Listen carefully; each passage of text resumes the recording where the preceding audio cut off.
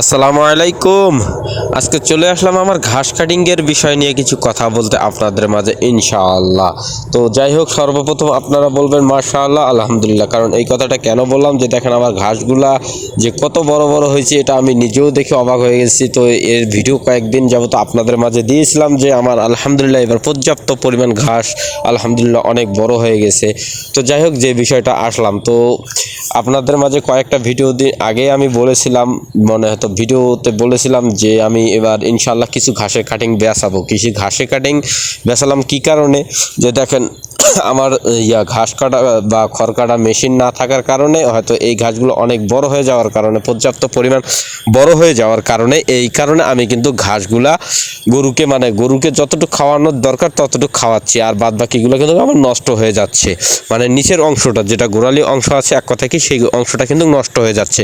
নষ্ট হওয়ার এই কারণে যে মেশিন না থাকায় তারা ছোট ওই জিনিসগুলো শক্ত হওয়ার কারণে সেগুলো কিন্তু খাচ্ছে না। তো যাই হোক, সেই চিন্তা ভাবনা করে আজকে আমি কিন্তু ঈদের আগে তাদের সঙ্গে কথাবার্তা বলছিলাম যে ঘাসগুলা আমি কাটিং আমি সেল করব ইনশাআল্লাহ। তো তাদের সঙ্গে একভাবে আলোচনা হয়ে আমাকে কিছু টাকা অ্যাডভান্স করে দিয়ে তারা কিন্তু চলে গেছিলো। তো যাই হোক, ঈদের আজকে প্রায় 3-4 দিন হয়ে গেল 3-4 দিন। তো তারা আসছে সকালবেলা কাটিং কাটার জন্য। তো আমি নিজেও জানতাম না যে কাটিং কাটার জন্য তারা আসছে। আমার বাগান বাড়ি কিন্তু সঙ্গে সঙ্গে ওরা ওই দিক দিয়ে গেছে, দূর দিয়ে গেছে, যে কিন্তু তারা কাটিং কাটতে ধরছে। তো এক পর্যায়ে যখন প্রায় কাটিং কাটার শেষের দিকে, মানে এই যে ঘাসগুলো আছে এগুলো আমি যখন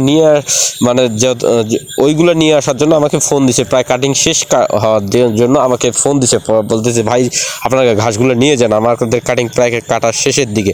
তো যাই হোক, তাদের কথাবার্তা শুনে আমি ভাবছি এরা যে আর কতক্ষণ আসছে না আসছে। তো আলহামদুলিল্লাহ তারা অনেক ইয়েতে গেছে। তো যাই হোক, প্রচুর পরিমাণ রোদ আজকে, প্রচুর পরিমাণ। আর আমার ওখানে কিন্তু তেমন একটা গাছের ছায়া আছে।